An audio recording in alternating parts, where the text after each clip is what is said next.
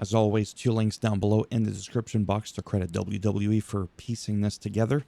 Got the video highlights here if you want to watch that. It's about 12 minutes long. And then, of course, over here is the text results if you want to go through that yourself. All right, so this took place in Providence, Rhode Island. Again, we had Michael Cole and Corey Graves back at the helm of the commentary table as Pat McAfee is at home recovering because he's tired. I told you, sometimes I go heel. You got to be on the lookout for that. Seth Rollins and the crew come out. Braun Breaker grabs the mic from Paul Heyman and goes off on Sami Zayn. They were both kind of like, what is going on here? They weren't expecting that. Heyman and Rollins, yeah, weren't expecting that. Bronson Reed goes off on Jey Uso, says that he will earn the respect he deserves like he did when he tsunami'd Seth Rollins 6 times. And to me, that's just really fucked up because in the end, that really could have been a career-ending injury. It helps if my bunny ears are in view here. It actually makes no sense. That would not have beaten the respect into me, from him, whatever. I wouldn't have respected him whatsoever. So that's why, to me, that allegiance that they have doesn't really make any fucking sense whatsoever. It doesn't. I feel like Braun Breaker as well is really over with the crowd. So really quick, my perspective is I have nothing against this group. I won't claim to be knowledgeable in the creative aspect of WWE, but it doesn't make much fucking sense. Plain and simple. OTC chants. Heyman says OTC is MIA and doesn't have the balls to show up. Backstage, Judgment Day was funny with Roxanne Perez that set up a shrine with the candles and a picture of Liv Morgan, and Raquel Rodriguez is like, Chiquita. Well, not quite like that, but what are you doing? She's not dead. I was like, I don't know. So, but just that little thing there was really cool. And then before they leave and all that, oh my God, it just helps if I read my notes. Dom is like, hey, you guys got me get well cake. And I was like, we didn't do that. Takes a closer look. It says from AJ, turns around because they're like in a curtained off area, kind of like in a hospital room. And AJ's just like, it was the fucking funniest thing. It was so simple. But I was like, oh my God, that moment right there with AJ to me was like literally the highlight of the night. It was just that funny for me. Kairi Sane defeats Roxanne Perez. Then Raquel and Roxanne post-match do the beatdown. Asuka comes out to help Kairi Sane. Don't forget that Asuka and Kairi Sane were the Kabuki Warriors. Well, I guess they still are, if anytime they come together, right? And I gotta say, Raquel Rodriguez has, I think she's come a long way. A lot of people were hating on her, saying she just kind of sucks. But you know what? I really do feel like she's been holding it down. She's doing well. I think she's doing well. And that's all I have to say about that. I really don't have anything negative to say about her. Let me just make sure what's going on here. Braun Breaker does defeat Sami Zayn. 1 second here. Give me a second. I had to pause my recording because I was confused because I was like, wait, how come none of this? And this is why I do the recap, because they don't show you everything like the New Gate. I did not mean to say that. Oh, wow. The new... Okay, get yourself together. The New Day, not gay, came out dressed like they were at a funeral. Well, this is going to be the end of my channel now, because that's going to be considered like... Oh, boy. They said that the tag team division died when they lost those titles. And I'm over it. Nikki Bella says that she wants one more moment to prove to herself, her son, the fans, that, you know, that she has it. And I'm like thinking to myself, you don't need to prove shit. We know what you're capable of. Just say, I just want one more round at this. Evolution, blah, blah, blah, holds a special place in my heart. It's all about the women. I was one of sort of the OG females to get this thing going.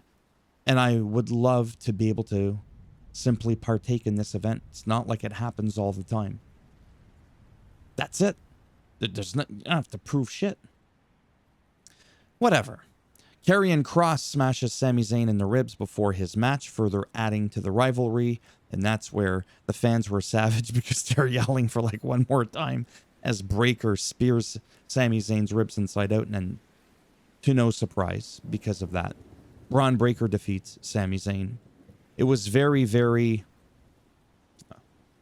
good to see again that moment, because just like with that, with the things with Roman Reigns and just like multiple other events that have happened before with Sami Zayn, it really paints him in that light that he's a really tough son of a bitch. Even though he's not built like a Roman Reigns, he's not built like a Braun Breakker, he's still super tough, and it's believable because of all these kind of events. So if anything, in a weird kind of way, I feel like that put him over a little bit in that department. Very resilient as he wanted to go on with the match. Becky Lynch annoyed with Bayley and Lyra at Evolution because there's going to be a triple threat match for the women's IC title. Bayley and Lyra come out arguing about who should be champ. Then Bayley and Lyra raised Becky's hands. Oh, sorry. Bayley called out Lyra and said that she was a bitch for raising her hand. After she lost the title, they brawled. They did that stuff. And, yeah. Jey Uso defeats Bronson Reed via disqualification because he threw the big chair at him. Not just the metal chair, that really plushy, heavy one that if you get smacked in the head with is really, really bad. Got a few tsunamis, and then it was stated here that Sami Zayn is out indefinitely. I see you checking me out. Nope. Just like the first class curtain on a plane. Oh, you're not going to see what's going on over here. We're getting all the food. This was really entertaining. El Grande Americano defeating Dragon Lee. Oh boy. Oh, and when they announced him, what was really like, ooh, because this now gets political. I get to be political for a second. I'm all excited because I love talking about politics and triggering people because it drives them nuts.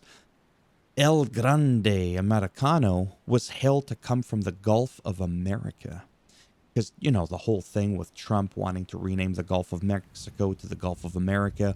Then allegedly they had already pulled that stunt when announcing El Grande Americano, but allegedly they canceled it because there was too much backlash. Are we really that fucking soft? You can't take a joke? Really? I don't know. That's just me. I'm just a crazy French Canadian. What do I know? El Grande Kaiser defeats Dragon Lee. Karrion Kross interview that you don't see here. Maybe it's somewhere on the website. In the stands, it was awesome because he's with his wife, Scarlett, and they're just sort of doing that thing with Jackie Redmond where they're like in the stands and they're on the microphone and the whole crowd obviously can hear.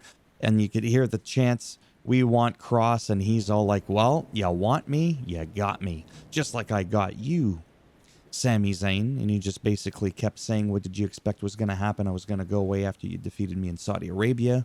Every time you come back, I'm going to be here and I'm going to keep blasting your ribs, including myself." I love it.